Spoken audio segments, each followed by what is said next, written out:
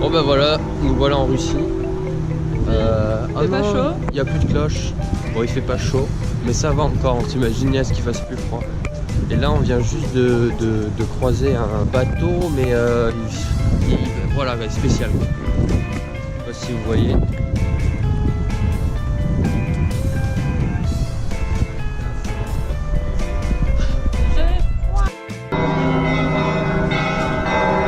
On se rapproche du son des cloches. On va voir d'où ça vient. On a trouvé des cloches.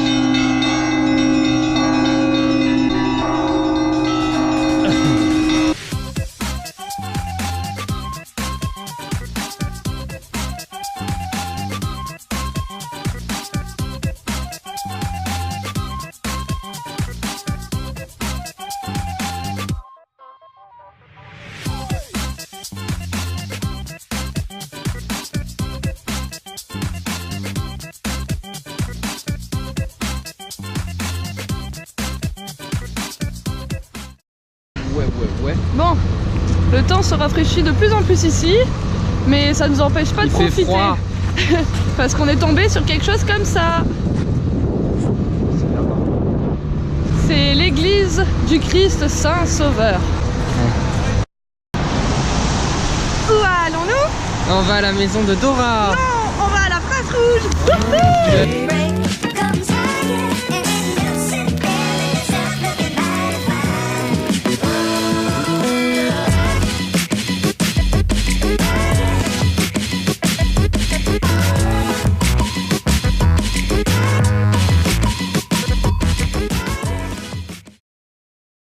Bonjour, ici France 3 avec notre reporter Paul en direct de Moscou. Alors Paul, aujourd'hui des conditions assez compliquées, oui, donc pour faire le reportage. Alors en fait nous faisons une enquête sur les possibilités d'échange de Olaf en fait. Parce qu'on a besoin d'argent et du coup on essaie de voir un peu avec les gens si c'est possible d'échanger Olaf contre de l'argent. Les temps sont durs en Russie parce qu'en fait là on a besoin d'une écharpe. Marie-Ange a besoin de gants. Et du coup on va être obligé de vendre Olaf. Voilà, je suis désolé. On aime bien Olaf hein, mais là il n'y a plus moyen. Donc on cherche au plus offrant. C'est bon madame.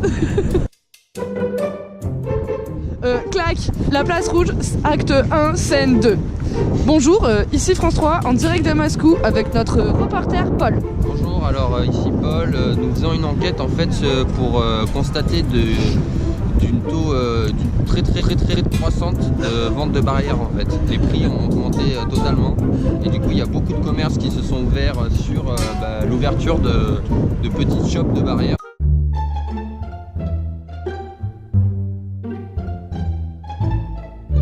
Il y a même des mini-figurines barrières pour les touristes. C'est assez spécial quoi. Chez nous il y a les petites tours Eiffel, ici c'est les mini barrières. Après on vous montrera l'étude d'évolution de la courbe des prix des barrières, c'est hyper intéressant. Voilà, à plus. Voilà, donc Marie-Ange et moi venons d'investir dans une rangée de barrières. On a acheté tout ça pour la modique somme de 50 francs. De 50 francs. Et on compte les revendre 20 francs unité. On sait que c'est un commerce émergent. On vous propose un petit aperçu en termes de barrières. Il y a plusieurs variétés. Nous avons la barrière de luxe, la barrière poteau, La barrière de corail. Sachant qu'en Russie, il faut à peu près 1h30 pour faire 200 mètres, qu'on va peut-être investir dans la barrière à trous. Parce que il faut trouver un trou dans les barrières.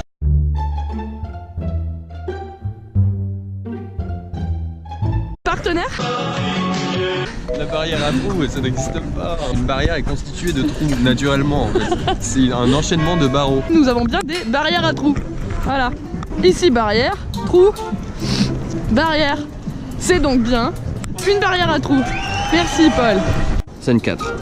Comme vous voyez derrière nous, c'est notre dernier modèle de barrière, la barrière à pic. Ça a eu un franc succès chez les militaires en particulier. Cela va nous permettre d'acheter des gants et une écharpe parce que le weather ici, c'est costaud.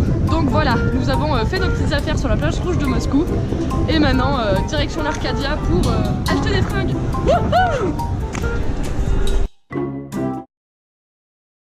Deixa eu penetrar.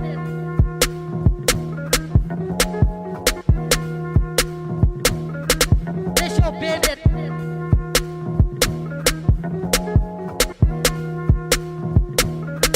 Deixa eu penetrar.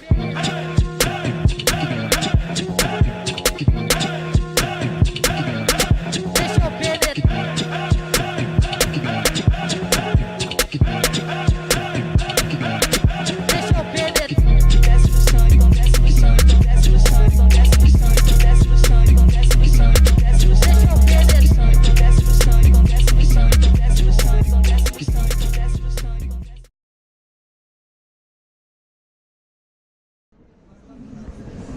Coucou.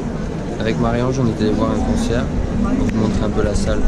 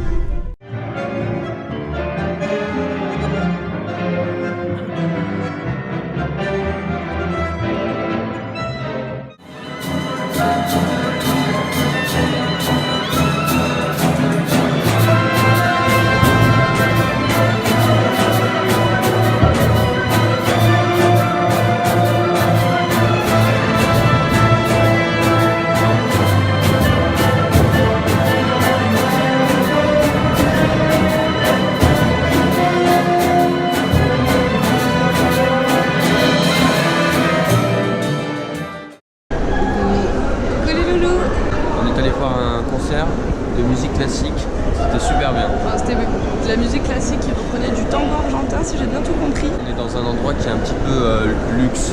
Ouais, et nous on est un peu habillés comme des pouilleux. Ouais, on est en mode voyage quoi. Voilà, on vient juste de sortir de la salle. Regardez comment c'est beau. Bon bah maintenant il n'y a plus qu'à traverser le froid sibérien pour rentrer à l'hôtel. Voilà, 30 minutes de marche. Heureusement qu'il y a Olaf. Ouais, il se plaint pas du froid lui, ça va. Ouais, il a pas peur du froid. Bonjour Marie-Ange, alors j'ai une question à vous poser. Arrivez-vous à intellectualiser la conception de boire de la vodka pour se sentir russe? Oui, je pense que quand on veut s'intégrer à une culture différente, oserais-je dire, de la sienne, il faut en effet s'adapter aux coutumes des citoyens locaux. Ce qui nous amène à ce soir, car nous avons une proposition en termes amicaux de boire de la vodka avec un local. Voilà des paroles bien sages. Je vous remercie.